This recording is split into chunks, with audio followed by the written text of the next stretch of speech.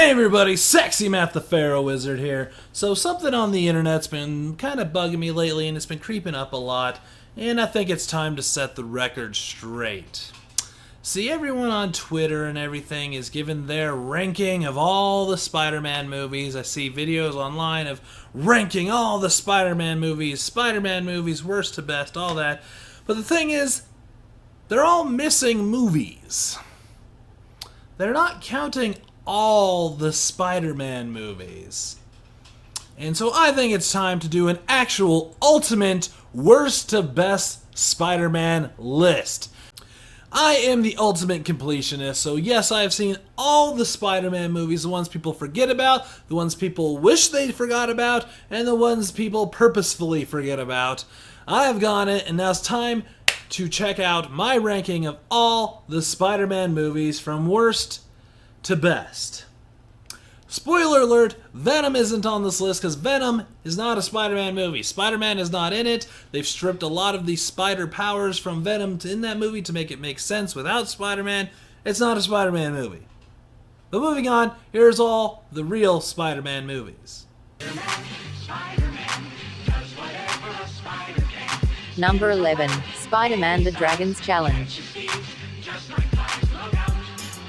Yes, we're starting with a bit of a doozy. The final of the 70s Spider-Man trilogy, Spider-Man the Dragon's Challenge. Yes, I just did a review of this pretty recently, so if you're caught up on my videos, you know how I feel about this one. And yeah, it's incredibly bland. It really feels like just the production company wanted to take a trip to Hong Kong and have the studio pay for it, and that's what happened. Any of the attempts at special effects and fighting from the previous movies are completely gone. This is just running on steam sort of Spider-Man movie. They're just kind of phoning it in and just barely putting an effort, and it feels like that coming across. It's not even fun to rip on. It's overall just sort of bland and bleh. And Spider-Man, of course, is anything but.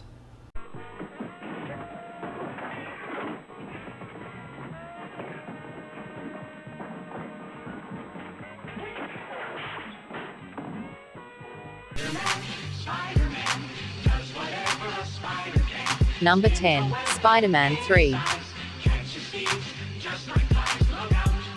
Yes, I put this movie this low on the list. And I'm sorry, the big contingency of weird Spider-Man 3 apologists, but I don't get it.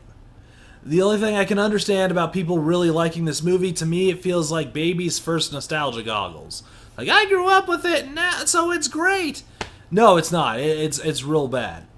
This one holds the distinction of the only Spider-Man movie that feels like it had to be done and no one wanted to do it.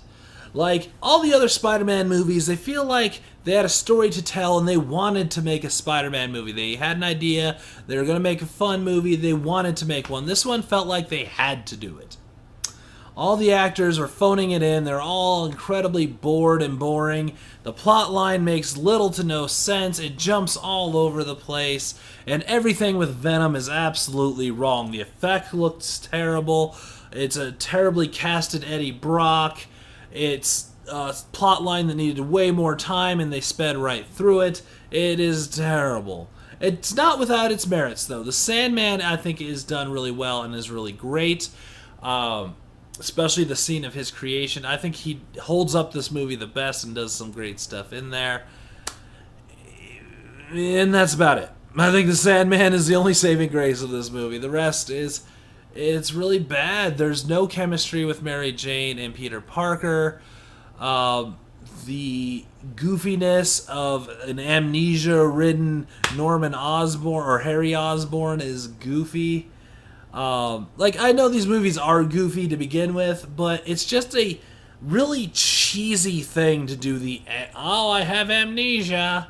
It's just incredibly cheesy and overplayed, and it's like a mockery of its own movie. I don't know. And even Sam Raimi, the director, doesn't even like it. So take with that what you can, but yeah, this is a bad movie.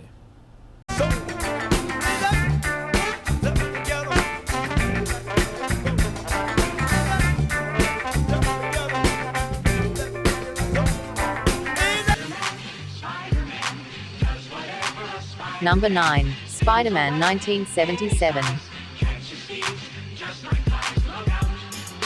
The very first attempt at a Spider-Man movie. Yeah, it's 70s cheese and camp. The effects are terrible, the suit is terrible, but it's got some fun scenes to rip on. The fighting scenes are really goofy, I think. It can be fun, but yeah, it's a very early first attempt.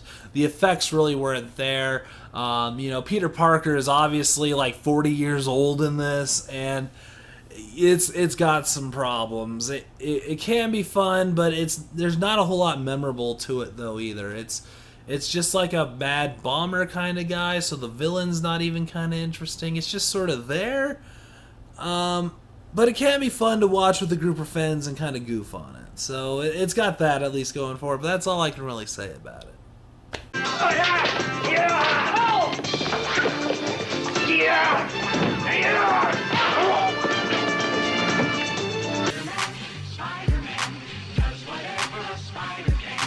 Number 8, Spider-Man Strikes Back. So the best of the Spider-Man 70s movies, whatever that means, this one I think did the most with Spider-Man and tried to get something going with it. I feel like they took away the really bad effects and kept the ones that worked, did some really interesting and fun stunt work, but it's still incredibly cheesy, pretty cheap looking, and just again, the bad guy is just like a guy in a suit. It's just like a businessman. So yeah, it's the best of those movies, but it's definitely not great.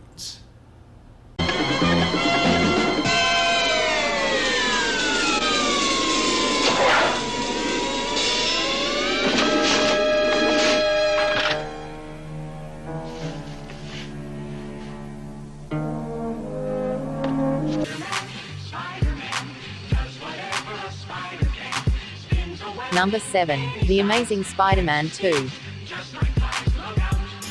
So yeah, this movie was incredibly hampered by studio's interference. The Amazing Spider-Man I quite enjoyed, we'll get to that in a little bit, but this one felt like they had a good start to it, but then the studio's like, well, we have to rush a big cinematic universe, so make sure you hammer in a bunch of stuff. So it's just flooded in with, introducing tons of characters, trying to push this further than it really needed to go, and just got hammered down by some goofy nature by, like, forcing an Electro, and he gets made by electric eels, which is weird. That would worked in the Raimi movies, but the world they painted in the first Amazing Spider-Man doesn't quite fit that, so it just comes off-kiltered. It is held up by an amazing performance by Andrew Garfield, as well as Emma Stone. I love those two interactions. The death scene of Gwen Stacy is incredibly poignant and beautifully shot, and I think it looks fantastic. But yeah, this one's definitely, like, there was some stuff that Mark Webb really wanted to do and, like, show off in this movie, but then the studio's like, well, we want to make a Sinister Six movie, so give us more villains. We need more villains so we can do that movie and start coming out with more Spider-Man movies. And yeah, this was definitely hammered because of that. Your muscles and your organs. Oh boy.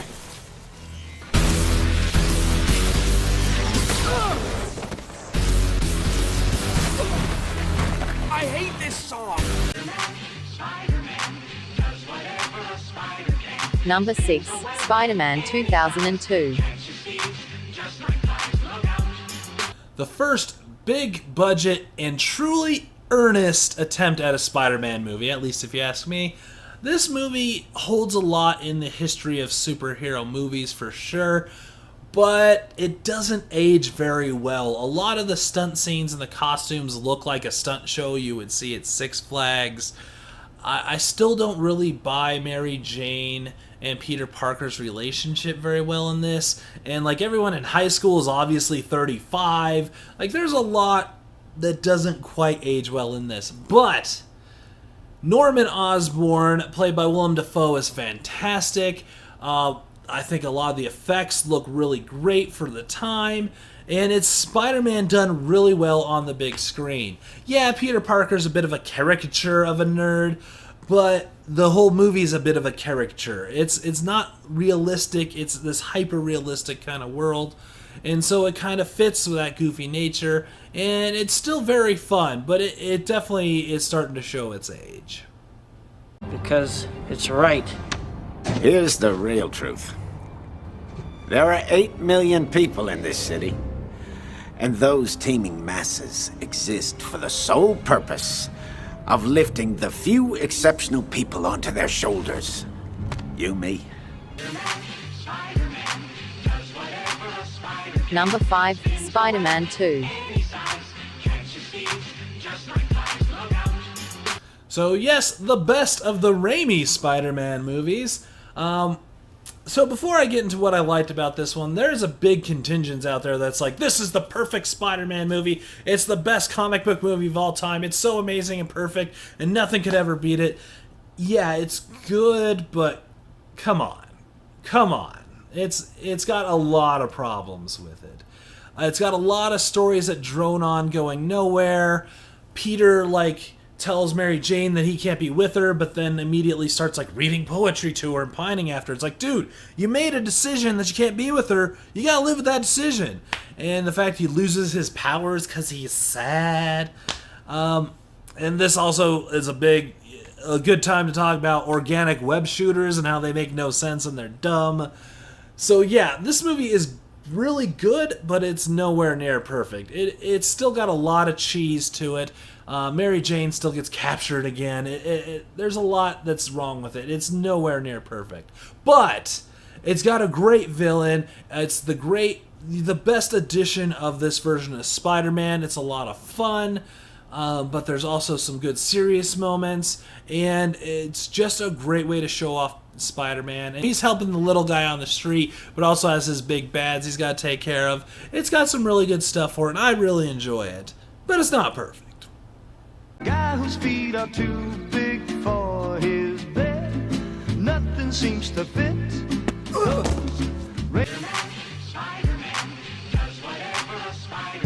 Number 4, The Amazing Spider-Man.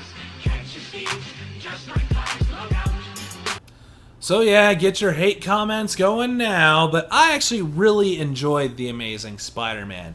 It felt like a realistic take on Spider-Man for how goofy that is, but this is like a down-to-earth, grounded Spider-Man, and it felt really cool. Andrew Garfield felt like a realistic nerd. He wasn't just like, oh, I got my glasses, I gotta go to class kind of nerd. He was just kind of an awkward, off-putting kind of goofy guy, and it worked. I think that's a more realistic take on Peter Parker than we've gotten.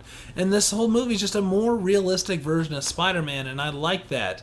I thought they did some cool stuff with the Lizard. I thought this was going to be a really good stepping off point to some really good Spider-Man movies. Unfortunately, as I talked about before, the studio got in the way of that. But I thought this is a great start to it, and I still really enjoy The Amazing Spider-Man.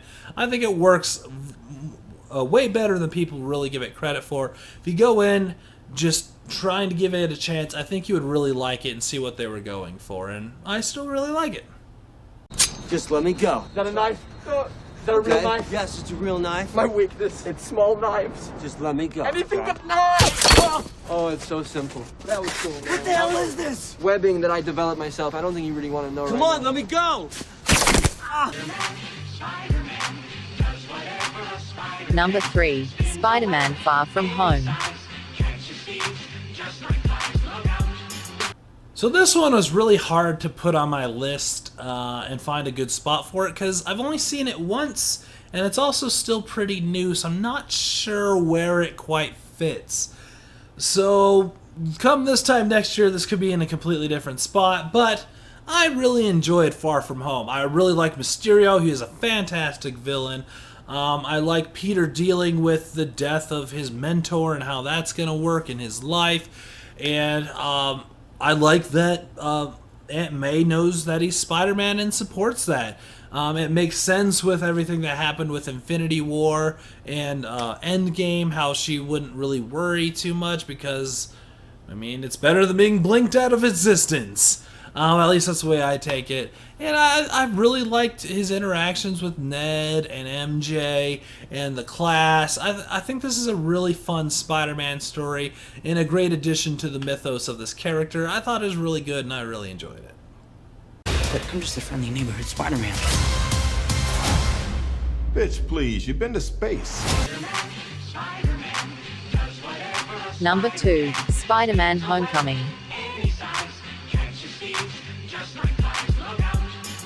So the first Spider-Man movie in the MCU, Spider-Man Homecoming, was great.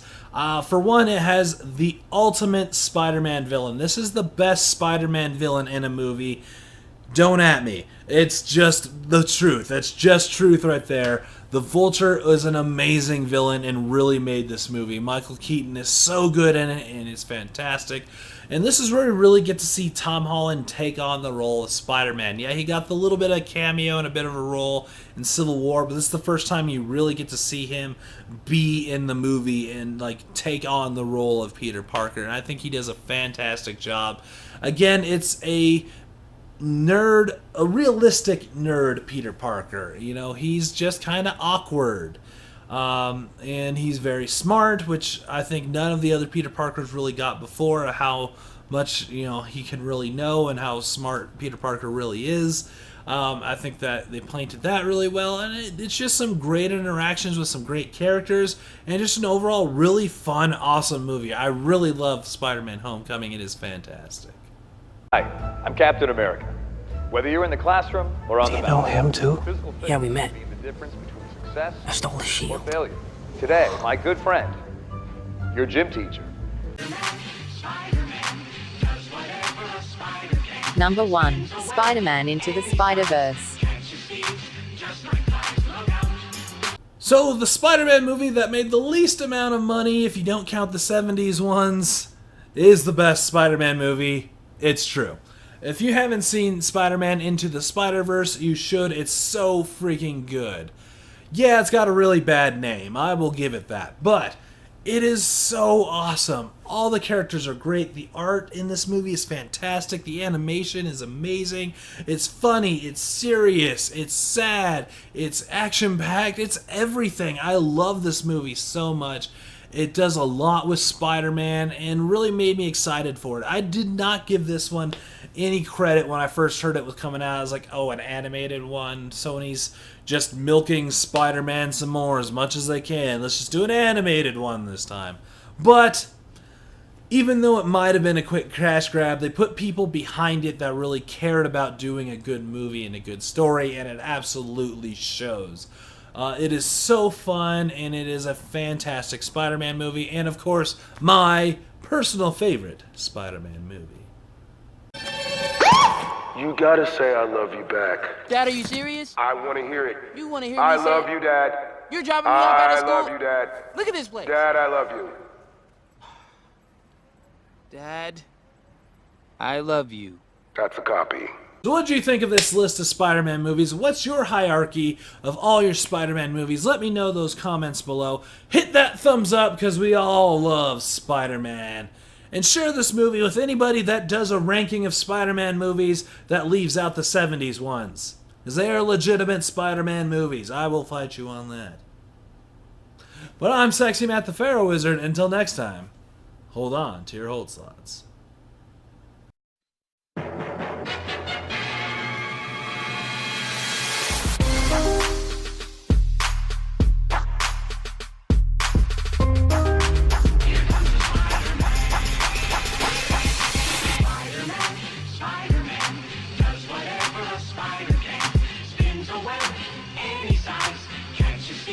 Just like